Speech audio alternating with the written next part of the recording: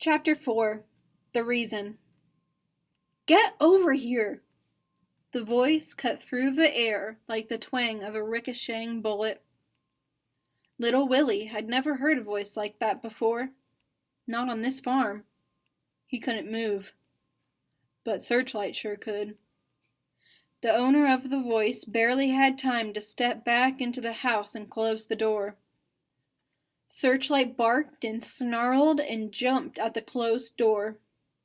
Then the door opened a crack. The man stood in the opening. He was holding a small derringer and pointing it at Searchlight. His hand was shaking. "Don't shoot!" Little Willie yelled as he reached out and touched Searchlight gently on the back. The barking stopped. "Who are you?" "Name's Clifford Snyder, State of Wyoming," the man said with authority. He opened the door a little farther. The man was dressed as if he was going to a wedding, a city slicker.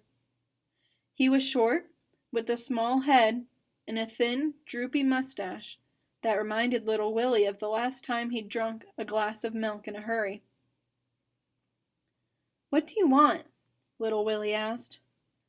"Official business. Can't the old man inside talk?" "Not regular talk. We have a code. I can show you."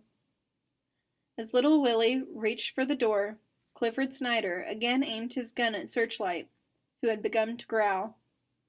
"Leave that thing outside," he demanded. "She'll be all right if you put your gun away." "No."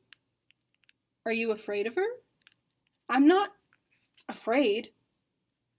Dogs can always tell when someone's afraid of them. "Just get in this house this minute," Clifford Snyder yelled, and his face turned red.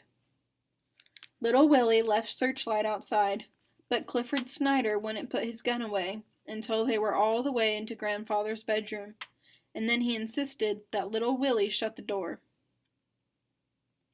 Grandfather's eyes were wide open and fixed on the ceiling. He looked much older and much more tired than he had this morning. "You're no better than other folks," Clifford Snyder began as he lit up a long, thin cigar and blew smoke toward the ceiling. "And anyway, it's the law, plain and simple." Little Willie didn't say anything. He was busy combing Grandfather's hair, like he did every day when he got home. When he finished, he held up the mirror so Grandfather could see.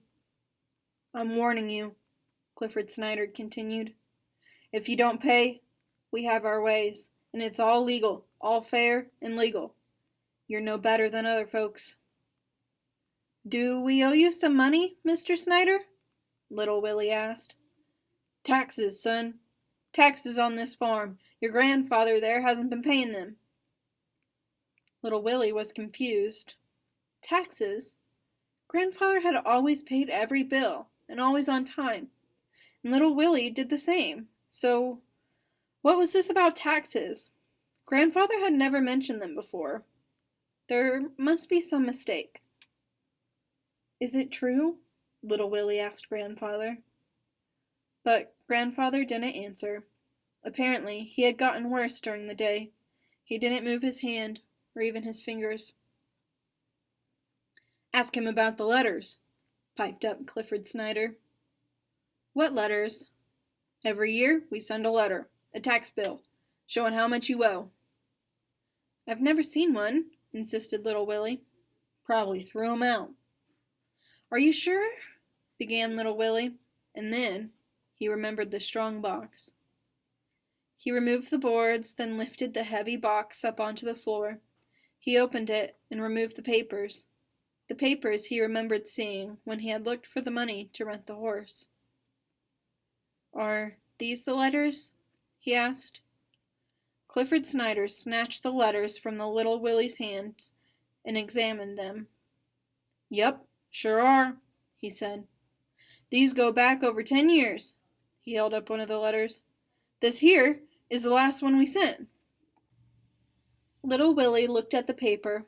There were so many figures and columns and numbers that he couldn't make any sense out of what he was looking at. "How much do we owe you, Mr. Snyder?" "Says right here, clear as a bell." The short man jabbed his short finger at the bottom of the page. Little Willie's eyes popped open. $500? We owe you $500?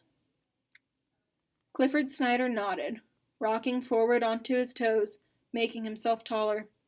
"And if you don't pay," he said, "I figure this here farm is just about worth—" "You can't take our farm away!"